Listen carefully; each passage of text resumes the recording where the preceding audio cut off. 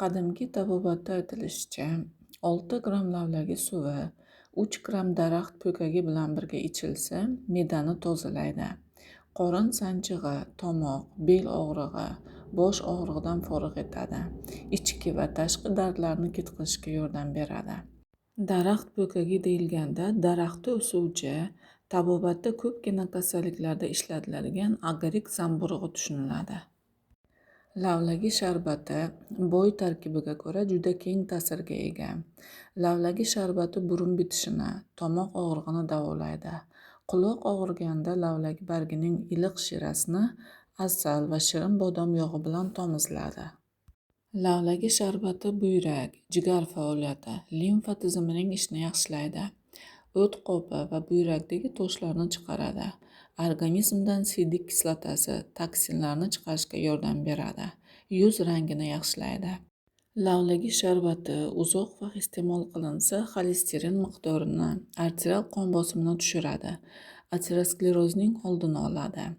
Gipotireoz, ya'ni qalqonsimon bez faoliyati pasayganda foyda qiladi. Hayzning davriyligini yaxshilaydi. Lavlagi sharbati qondagi eritrotsitlar miqdorini ko'paytiradi. Tromb hosil bo'lishining oldini oladi. Trombotitlar faolligini pasaytiradi. Tromboflebiyada foyda qiladi. Ko'rish, eshitish o'tkirligini yaxshilaydi. Lavlagining nitratlarga boy sharbati baland tog' sharoitida adaptatsiyaga yordam beradi. Lavlagining yangi sharbati qon tomirlarining kuchli spazmini keltirib chiqaradi. Shu sababli sharbatni 2-3 soat tindirib so'ng ichiladi. Sharbat ta'siri shu qadar kuchliki, me'yordan ortiq ichish tana haroratining oshishi, yurak urishining tezlashishi, ovoz pardalarining bo'shashishiga sabab bo'lishi mumkin. Shu sababli sharbatni 5 grammdan boshlab ichish lozim.